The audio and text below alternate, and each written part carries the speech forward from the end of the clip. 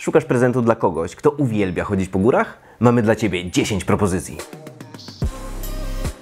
Podzieliliśmy prezenty na 3 kategorie, do 100, do 300 i do 500 zł, tak żeby każdy mógł znaleźć coś idealnego pod choinkę. Na pierwszy ogień pójdzie kubek termiczny, na przykład taki hydroflaska, który pozwoli utrzymać ciepłe napoje dłużej ciepłe.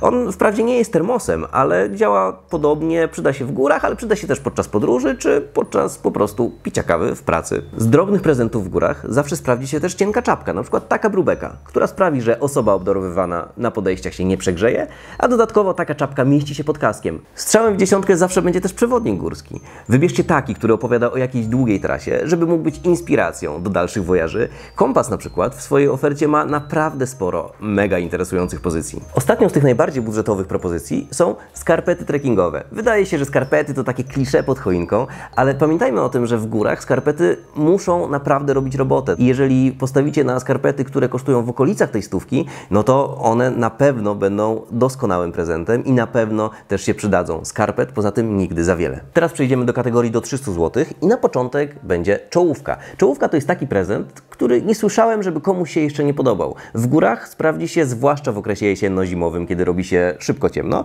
ale też pamiętajmy, że w górach warto czasami odwiedzić jakąś grotę czy jaskinię, a bez czołówki będzie to naprawdę trudne. Idąc dalej, jeżeli ktoś lubi chodzić po górach w okresie jesienno-zimowym, to bezsprzecznie przydadzą mu się raczki. Raczki to są takie małe kolce, które zakładamy na buty i dzięki nim nie ślizgamy się na tych trasach takich nie jakichś bardzo wspinaczkowych, ale na trasach pieszych. A jak już jesteśmy przy zimie, to nie możemy zapominać, że zimą musi być też ciepło w ręce. No i oczywiście każdy ma jakieś rękawiczki, ale porządne rękawice, grube rękawice, które sprawdzą się przy naprawdę solidnych mrozach, no to jest wielki skarb. I takie rękawice nadają się doskonale na prezent. Ten model Blacka Diamonda no zdecydowanie utrzyma ciepło. Pamiętajcie o tym, żebyście wybierali modele z membraną, dlatego że one w śniegu i w mokrych warunkach sprawdzą się dużo lepiej. No dobra, przejdźmy teraz do prezentów do 500 zł. Mamy tutaj plecak turystyczny, no a bez plecaka no nie da się pójść na szlak. To sprawa oczywista. On musi mieć naprawdę dobrą wentylację z tyłu. Musi mieć też jakieś takie dodatkowe cechy, które ułatwiają chodzenie po tych terenach górskich, po szlakach, więc dobrze jest, żeby miał mocowanie na kije, dobrze jest, żeby miał mocowania na czekan, ale pamiętajmy, że on nie musi być jakiś bardzo wielki, ten plecak. Ta Columbia ma 22 litry i też mniejsze plecaki to też trochę tańsze plecaki, więc naprawdę jest tutaj bardzo duże pole do popisu. Kolejną propozycją będą kije trekkingowe. Kije w górach zarówno odciążają stawy, jak i w momencie, kiedy jest troszeczkę bardziej ślisko albo trochę więcej śniegu, sprawiają, że zdecydowanie łatwiej utrzymać się na szlaku. Jeżeli wybieracie kije dla kogoś, kto lubi chodzić po górach, w momencie, kiedy już jest trochę zimniej, wybierzcie koniecznie takie, które nie są skręcane, tylko mają zatrzaski, które pozwalają na regulację nawet w grubych rękawicach.